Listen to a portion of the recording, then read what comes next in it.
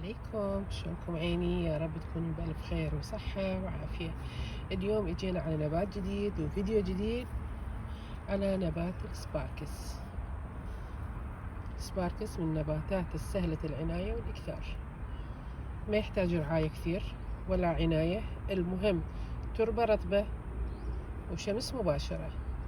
شمس مباشرة ممكن 4 ساعات 5 ساعات 6 ساعات. عندي هذه الساعة أنا حاطتها أمام البيت، تجي عليها الشمس من الظهر، يعني من 12:30 بالوحدة لحد ما تغيب الشمس.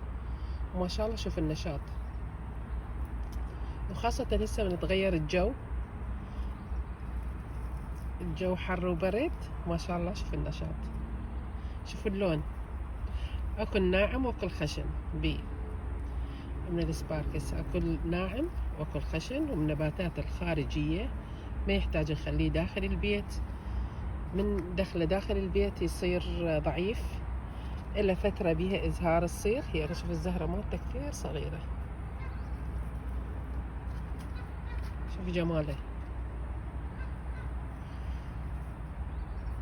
تربة بتموس أو تربة من الحديقة، تربة زميج، يعني أي شيء أي تربة ممكن يعيش بيها.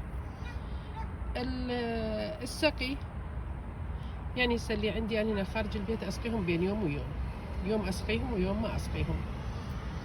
طبعا هو حسب درجة الحرارة. إذا بالشتاء لا، كل 4 أيام 5، يعني مرة بالأسبوع أسقي، خاصة هذول اللي خارج البيت. شوفوا جمالها ما شاء الله. يتكاثر. كيف يتكاثر؟ يتكاثر هسه مثل اكو أزهار تطلع تنثر بذور، وهي أفضل طريقة للتكاثر نقلب السندانة بيها. شوفوا قد أفرع هي تصير، أفرع كثير. نقلب السندانة وبالتفصيص نطلع أغصان من عندها ونزرعها بغير سندانة. هاي أسهل طريقة.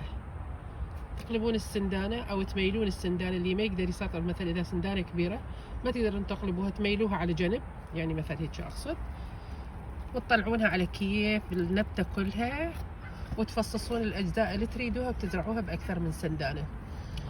هذه ممكن أفصصها أحطها بغير سندانة، بس أريد بصراحة أريدها تصير بعد أكبر، حتى من أفصلها بسندانتين، نص بهذه السندانة ونص بالسندانة الثانية.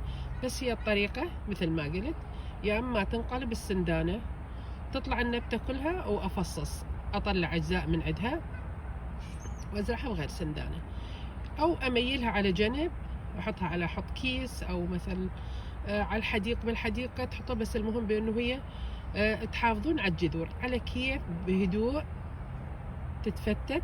والافضل من تريد تبدلون يعني تريد تفصصون، تريد تكاثروها تطلعون، لا تكونون ساقيها قبل السقي، حتى سهولة التربة تكون أسهل بالنسبة لكم. تفتيتها من تجون تفتتوها التربة تتفتت والجذور تطلع كاملة. مرات إذا كون مثل مسقية ساقيها التربة رطبة النبتة، وتجون تريد تكاثروها تفصصون من عندها، أكثر الجذور راح تتقطع. بينما إذا كانت التربة ناشفة ممكن واحد بسهولة يفصص على راحته. طلعها ميلها على جنب.